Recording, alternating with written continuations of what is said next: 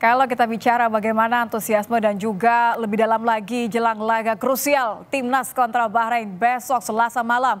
Saya ingin berdiskusi dengan pengamat sepak bola Roni Pangemanan. Bung Ropan, selamat malam. Selamat malam Nitya. Sebelum menyala-nyala kita besok ya, kita coba bagaimana memikirkan terlebih dahulu. Ini kan memang ada peluang nampaknya ya Rizky Ridho untuk menggantikan Hilgers. Kalau kita lihat kan sebenarnya ketika kemarin Rizky Ridho ini menjadi satu-satunya pemain yang selalu terlibat kan ya. Tapi di lawan Bahrain, Tiongkok, Australia ini tidak pernah dimainkan penuh begitu. Bagaimana kira-kira peluangnya besok dan seberapa signifikan kalau Rizky Ridho diturunkan? Ya. Ketika melawan Arab Saudi kan tampil oke ya. Bahkan ketika juga melawan Australia di Jakarta dia tampil sebagai pemain yang luar biasa di garis belakang bersama dengan Kapten Jai Ices. Dan saya pikir ketika Miss Hilgers tidak tersedia dan mengalami masalah cedera, dan Ridho menjadi pilihan utama ya untuk bisa bermain di jantung pertahanan kita. Entah dengan 4 back flat atau dengan 3 back yang akan dimainkan oleh Patrick Kluivert. Ya kalau dengan 3 back berarti ada pemain satu yang sudah kembali dari hukuman lawan Arab yaitu Yasin Hopner. Artinya ini membentuk 3 pemain ada di belakang. Nah, tinggal pilih kalau kemarin di Australia itu justru Verdong yang bermain ke dalam, ada Miss Hilgers dan Jai yang ada di sana ya. Tetapi sekarang ketika ada Yasin Hopner dan Ridho yang bisa mengisi posisi Hilgers, saya pikir ini suatu hal yang bagus karena melawan Arab mereka bermain luar biasa ketika kita clean sheet dan bisa menang 2-0 di GBK.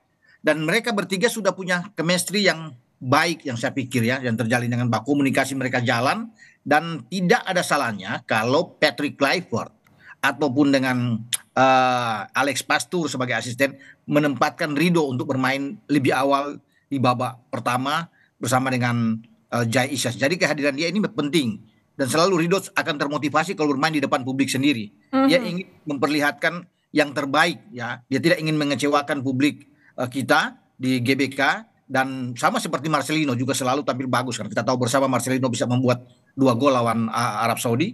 Dan 2 pemain ini mungkin saja 2 pemain ini ya akan ditempatkan di starting 11. Ini menurut perkiraan saja. Begitu Nitya. Oke, memang kalau bermain di depan atau di kandang ini kan punya energi tersendiri ya. Tapi kira-kira apakah Kluivert ini akan mengubah taktik ya, kan biasanya orang-orang selalu bilang sudahlah kita kekuatannya adalah di bertahan gitu kan, pertahanan terbaik kita begitu. Tapi kan Kluivert ini kan khasnya adalah serang. Kalau kita lihat kehati-hatian melawan Bahrain terutama krusial sekali untuk menjaga harapan timnas bisa ke Piala Dunia. Apakah memang tetap harus seperti Australia kemarin atau kembali nih sudah bertahan saja? Iya, saya pikir lawan Australia kita terlalu percaya diri berlebihan ya. Kita bermain dengan ball position di 15 menit pertama oke, tapi setelah itu dan penalti gagal dari Kevin Dix, kita menurun bermain. Tadi garis pertahanan terlalu tinggi bermain, sangat terbuka, longgar. Juga di sisi gelandang itu saya pikir kurang kuat di antara Nathan dan juga Tom Haye, harus dipikirkan ini.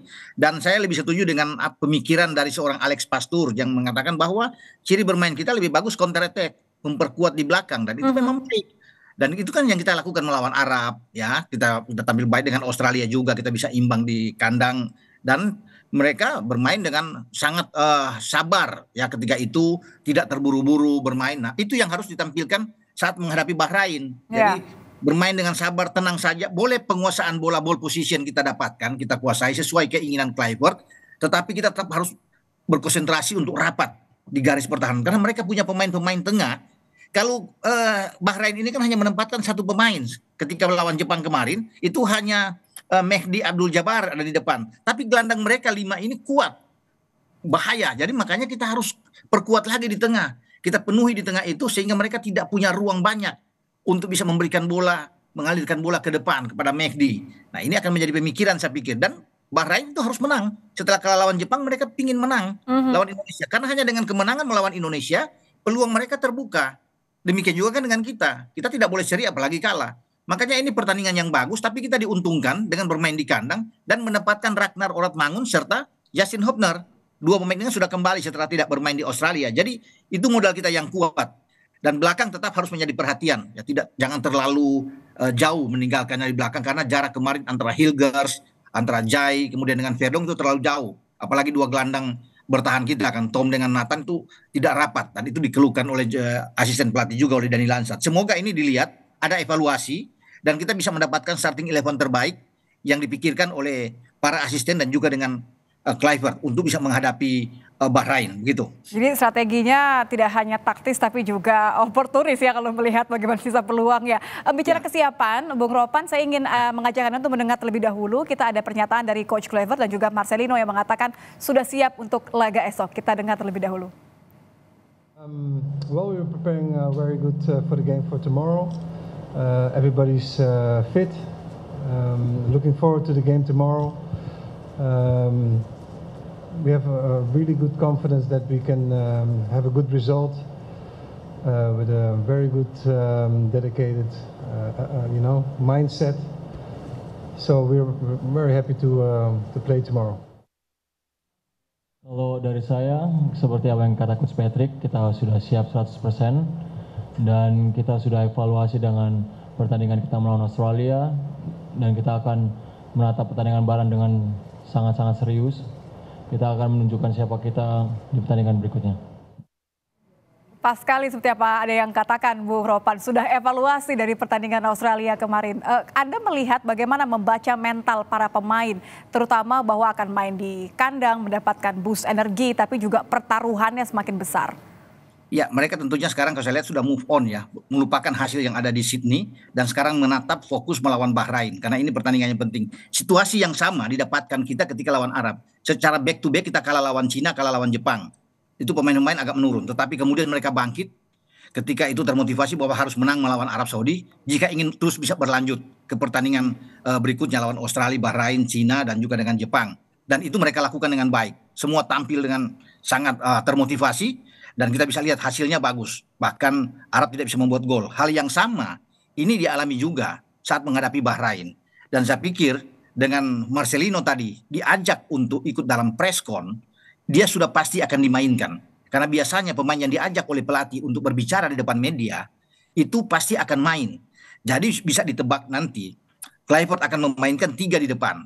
Marcelino untuk mendampingi Ragnar dan Ole Romani. Itu Nitya yang bisa kita tangkap dari apa yang sudah ditampilkan. Dan Marcelino sudah mengatakan bahwa dia siap untuk bermain yang memberikan yang terbaik. Dan Marcelino biasanya kalau bermain di GBK juga kita tahu bersama dia termotivasi ingin memberikan yang terbaik, tidak ingin main jelek ya. Dukungan ini yang dia ingin buktikan sama seperti lawan Arab Saudi dan bukan tidak mungkin dia akan mencetak gol kalau dia diberikan cara bermain yang dilakukan oleh STY, bermain di belakang striker.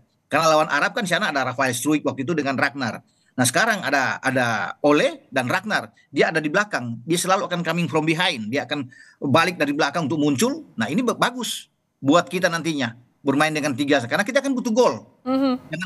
Jangan sampai Bahrain lebih dulu membuat gol. Ada banyak drama yang akan kita lihat, guling-guling dan segala macam mereka akan lakukan untuk memperlambat begitu Nitya. Kita butuh gol. Kita dapat 1 gol, saya rasa kita optimis, harus optimis untuk memenangkan pertandingan. Optimis, menyala Garudaku besok hari ya. Terima kasih Bung Ropan sudah bergabung bersama kami di Kompas Malam. Selamat malam Bung. Selamat malam.